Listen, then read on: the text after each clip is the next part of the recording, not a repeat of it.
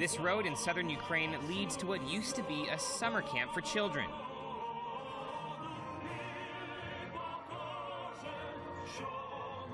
With war just a few kilometers away, it's been turned into a base for volunteers fighting with Ukraine's Right Sector Battalion. But the ragtag militia isn't just made up of Ukrainians. Also fighting are Georgians, Russians, and even an American.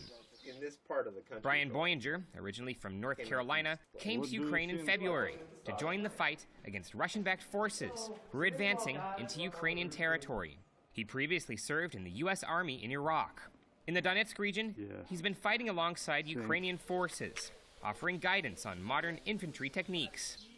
I wasn't allowed to film Brian on the base, but I managed to catch up with him in Kyiv.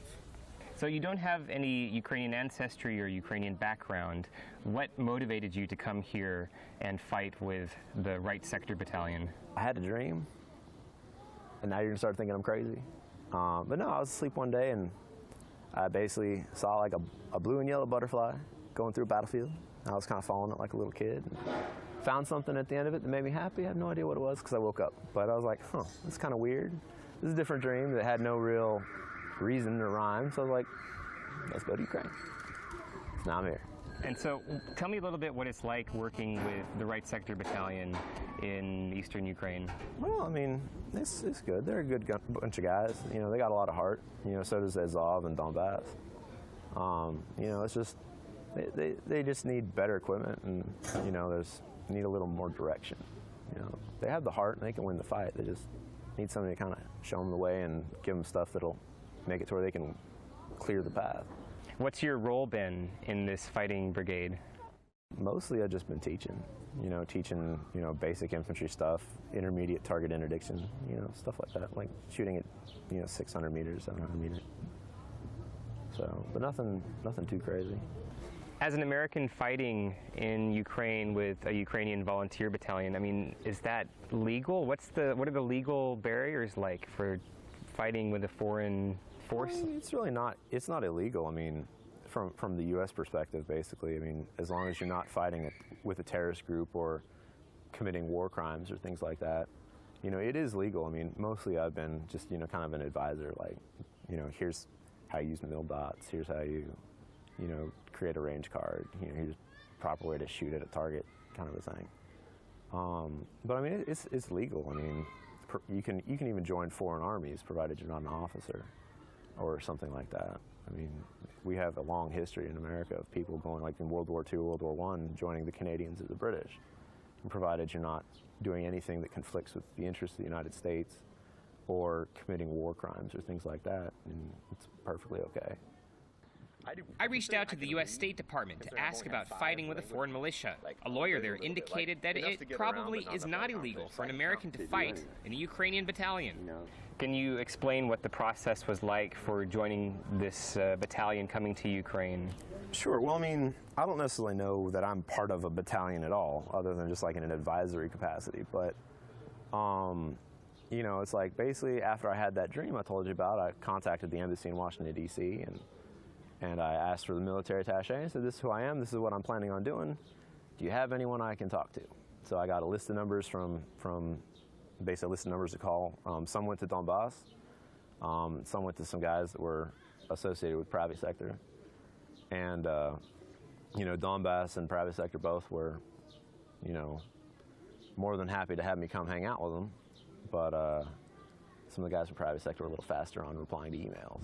You know, private sector has been seen as a nationalist battalion. You know, they call them a lot of different names in Russian media, fascists and Nazis and that sort of thing. From your perspective as an American, do you think that those labels are accurate, or what do you think about the battalion members? Well, I mean, I haven't met any Nazis in there. I mean, I'd say everyone there is very patriotic, considering they're there and they're not even getting paid to be there.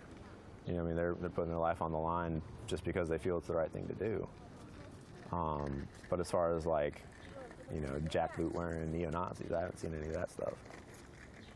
What's the reaction been like from Ukrainians, you know, as a foreigner comes here and says like, you know, I've got combat experience and this is how we do things in the United States. Are they receptive to that sort of advice? Well, I mean, they want to win. I mean, granted, everything I tell people, because I mean, it's not necessarily useful or applicable to a certain situation. It's just, this is how it is, and you know, it's kind of like if I were to say, well, you know, I think green is the best color. Well, you might think blue is the best color, but you'd at least have my opinion on it. So, but I mean, they've been very receptive, and you know, there's some things that have made some improvements, and some things that are, I think, okay the way they are. What would you think that the Ukrainians need as far as like training or logistics? I mean, how are they doing as a fighting force in the Donbass right now? Well, I mean, they just need, I mean, they need good leadership is what they lack the most, is, you know, all the battalions from what I've seen. You know, it's like they need somebody that can make a decisive decision to say, okay, today we're going to attack and not just sit here at these posts and do nothing. You know, it's like we're going to move the front line 500 meters. You know, so you guys fix bayonets and follow me, kind of a thing. Instead of everyone just like, well, nobody's giving us an order to do anything, so we're, you know what I'm saying? It's like they need like decisive leadership. They have the heart to do it. They just need, you know, the people up top to say, okay, go that way and do it. And, you know, they could definitely use, you know, a little extra money to help them get good equipment, especially good optics. You know, it's like my rifle scope, it's like a $2,000 scope.